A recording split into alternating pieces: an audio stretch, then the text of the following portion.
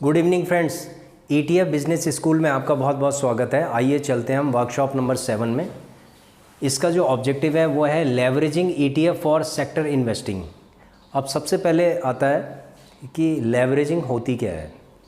देखो, लेवरेजिंग का मतलब होता है strategic use of resources to gain significant advantage.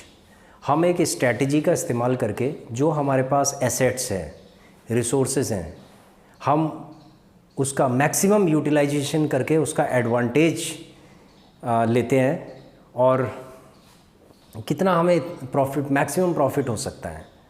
ये सब चीज़ें एक प्रॉपर स्ट्रैटेजी के साथ होनी चाहिए जिससे कि हमें मैक्सिमम लेवरेज मिल सके। इसी को हम लेवरेजिंग कहते हैं।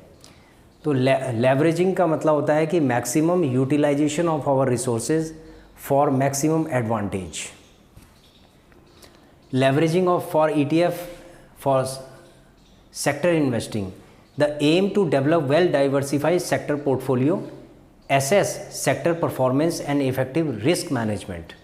देखो यहाँ पर क्या है कि हमने जो हमारे पुराने वर्कशॉप्स थे, इससे पहले के जो वर्कशॉप हैं उनमें हमने वेल डाइवर्सिफाई पोर्टफोलियो की बात की है और हर वर्कशॉप में हम यही बात करते हैं कि वेल डाइवर्सिफाई पोर्टफोलियो होना चाहिए। सेकेंड चीज़ जो है हमारी इफ़ेक्टिव रिस्क मैनेजमेंट। एक्चुअली क्या होता है, यहाँ पर मैंने रिस्क मैनेजमेंट की बात क्यों की है।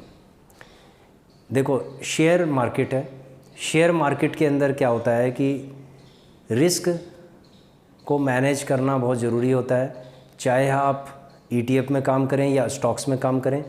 यहाँ पर मैं बात करता हूँ ETF की, तो ETF में सिर्फ इतना रिस्क होता है कि आपको जो आपका एसेट है, अगर आपने बहुत बड़ी गलती की है, बहुत बड़ी गलती का मतलब है कि आपने रेजिस्टेंस में जाके आपने इन्वेस्टमेंट कर दी है और उसके बाद क्या है कि डाउन ट्रेंड बन गया।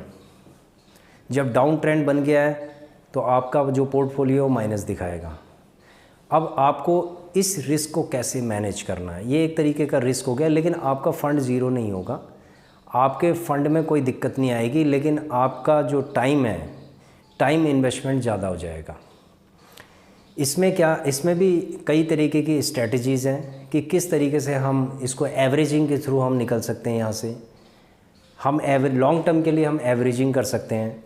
हम ये देखेंगे कि उस ETF की जो परफॉर्मेंस है, उसमें जो स्टॉक्स हैं उनकी परफॉर्मेंस क्या है, उस ETF की परफॉर्मेंस क्या है। इस तरीके से हम जो है हम अपने पोर्टफोलियो को लेवरेज कर सकते हैं।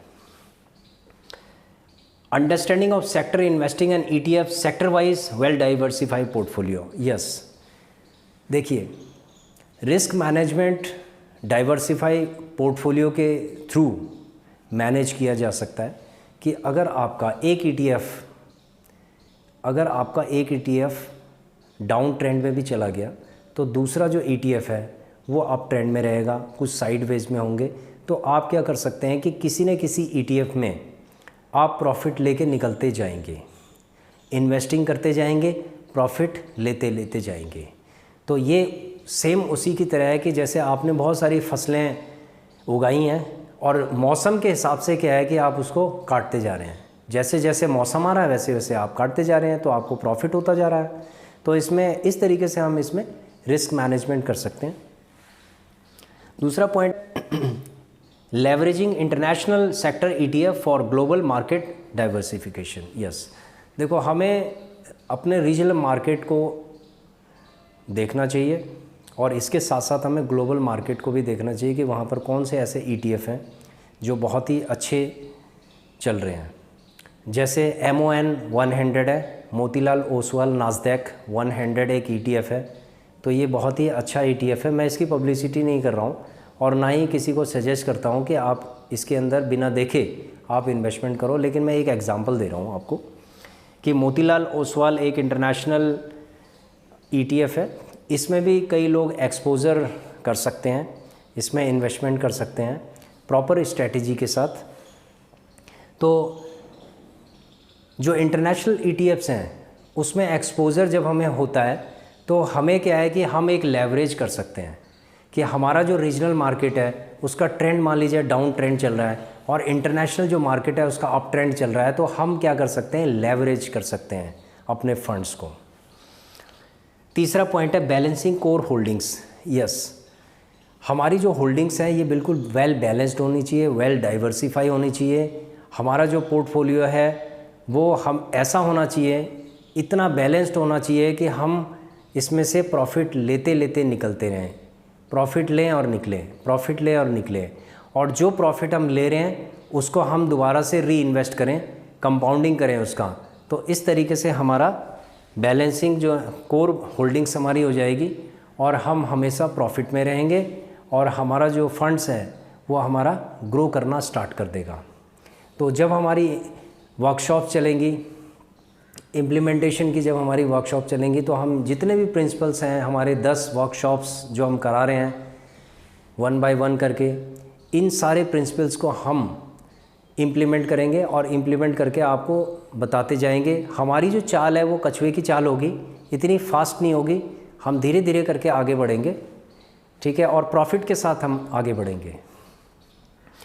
वर्कशॉप नंबर 7 को हम यहाँ पर समापन करते हैं। हमारे वीडियोस को सब्सक्राइब करें, लाइक करें और शेयर करें।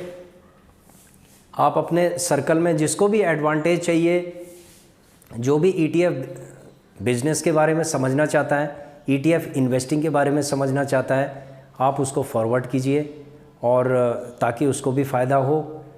आपका बहुत बहुत धन्यवाद। Thanks for watching our video. We will meet you in our next learning video. Thank you.